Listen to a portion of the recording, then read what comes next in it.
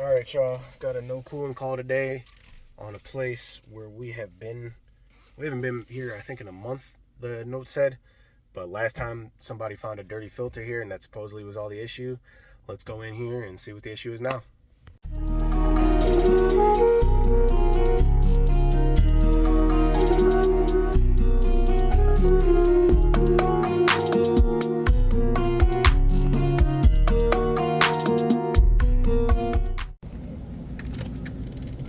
Are you afraid of dogs? Am I afraid of dogs? No, I love dogs. Okay.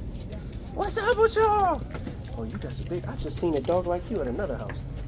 Come on, let's all go. Let's get up in here. Come on. How you doing?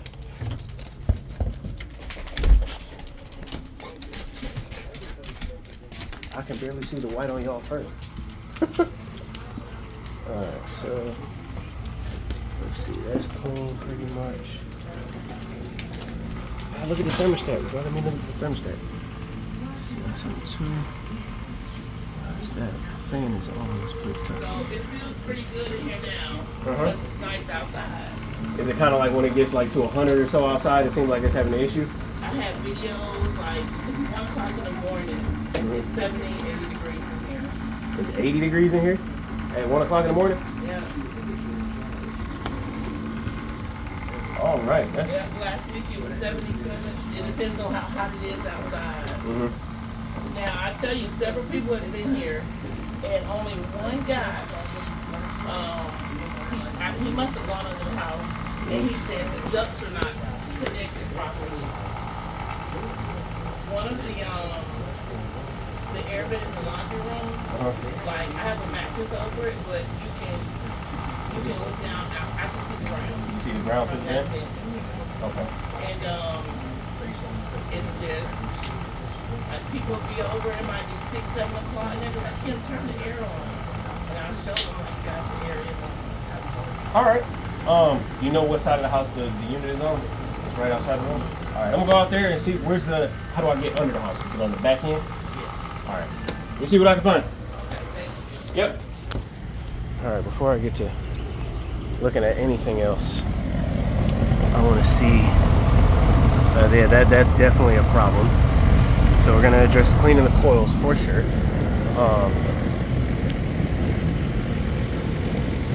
What the heck is that? Because that's drooping. That's drooping. Okay, that's not good either. This unit is 2.5 ton. Seems like it's running now. I'm gonna hook up my gauges, just make sure. Well, I mean, I already know the condenser coil is dirty, so I'm gonna clean that first before I even check pressures. Because the dirty coils are gonna give me a false reading. I'll leave my bag out here and go inside and figure out what other vents may or may not be disconnected. I just checked out the vent that she was talking about, being kind of disconnected from the house. The whole floor boot is just rusted the heck away. So there's not even anything I can really do about that. If it was just like the flex or something disconnected, that'd be fine. I'd throw on my hoodie real quick and crawl up under there. But with the whole boot being gone, there's nothing I can do. So we're gonna have to tell them about getting that fixed properly. Since all the vents are in the floor, I told the tenant they should reverse the flow or reverse the direction of the fan motor. We're gonna go from there. Hi, puppers. Removed the guard, and this thing is definitely caked up. I know a lot of you guys have told me micro channels respond a heck of a lot differently to even like minor coil blockages. So first thing I'm gonna do is gently with this soft bristle brush just brush everything off there as well. Turn the flash on. Evap coil's pretty covered in dog fur, so we're gonna get that cleaned up too, and hopefully after all this is done I'll be able to hook up my probes and check the pressure chart and make sure everything's going good. As well, I've got the Viper condenser coil cleaner that's safe for micro channels, in there. Yes, this is the new Calgon one. I'm not about to buy a refrigeration technology one just for that one. So, and I got to order a new foam, the extension piece, but got to make do with what I got. So let's go.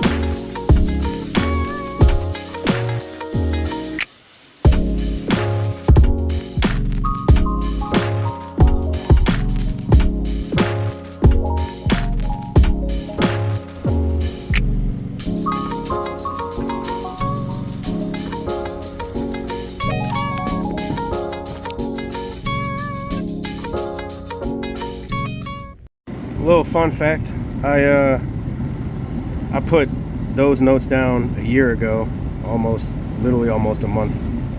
And that was probably the last time that the coils were cleaned, was the last time I was here. But I took screenshots and I marked it on here. This is my mark from last year. I marked it about here between 85 and 95 for the outdoor ambient, and it's kind of like almost 90 outside right now. I had one of my UEI temp probes right here was reading like 95 or something, and then this was reading a little bit over, so like 100 degrees now. But I realized I think the sun was causing some extra heat to be on it, because I moved it to the other side and the temperature dropped. Now I'm looking at like 89, and that's a lot better. Looking at like a 10-degree split instead of like the 5 I had. I thought I had a refrigerant issue, but I will now remember that you got to kind of put those in a shady area on the coil to get a better reading, because the sun will affect it. So learned something new today. I mean, my delta T is like almost at like 15. The problem that I'm having inside is the thermostat. The thermostat is located in the hallway, like away from any vents. And there's a floor grill kind of like right under it. So I don't know if you guys heard me say it in the video. I may not have recorded it when I went in there, but I told all the tenants to reverse the direction of the fans to try to pull the air up off the floor. And at the floor, the return temperature is like 73, 72-ish when I checked it. And then when I put my probe on top of the thermostat, it's reading like 75. And then the thermostat's still reading like 73. So there's a slight temperature difference there. But if I go off the thermostat itself, the temperature split is okay.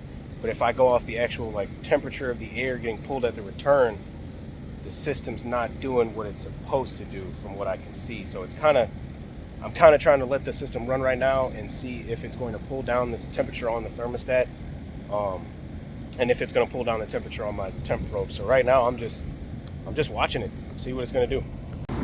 All right, it's been about 20 minutes since those other screenshots. I did go ahead and I took the top off, just disconnected so the system wouldn't go into a delay. I just took Y off the contactor, set it aside so it wouldn't touch anything. Put my clamps on there on the inside, just because I want to make sure about the pressures. I didn't notice this note about the design subcool at 95 degree outdoor temp, 16 degrees. So I just put my clamps on there. I want to verify the superheat and subcool. This bigger dot is now what my system is reading. It did get a little bit cooler out here because it's looking like it's about to start raining. So the clouds are starting to roll in. Everything seems to be fine. A little bit off on the subcool, but you got like what I think it's like rule of thumb is like plus or minus 2 degrees. I'm willing to say this system's doing fairly okay. I'm gonna wrap this up here as well. I did cut the line here, as soon because it went about over there to where that water spout was. As soon as I cut it, I mean both this pipe and the other pipe were just gushing water out right here. So I'm pretty sure that definitely needed to happen. I kind of still need to put something else right here just to ensure that you can see all the drips. That's fine. That should be fine right there. Yeah. Right there, right? Yeah. Alright. I'm gonna go ahead and put the panels back on and get on up out of here. I don't really see too much else I can tackle with this one. Within the maintenance limit. Cleaning the coils and everything pretty much just took out the maintenance limit for this house. So even if I had to add refrigerant, I wouldn't be able to right now. But they're in a better condition than when I found them. They should be able to stay a lot more comfortable, especially with turning the fans in the opposite direction. Again, their vents are in the floor, so if it's spinning counterclockwise, it'll be pulling the air up instead of spinning clockwise and blowing air down, fighting the cold air that's trying to come up from the vents. So 95, 84, still maintaining the 10-degree split across the coil. Let's pack her up. Well, that's gonna do it for that service call. I'm pretty sure I got everything on that taken care of as best I can. I already got the estimate being sent over for doing the duct job just for that one vent. Everything else on the system seemed fine. I mean, there's a crap ton of rust in the heating compartment, the burner compartment.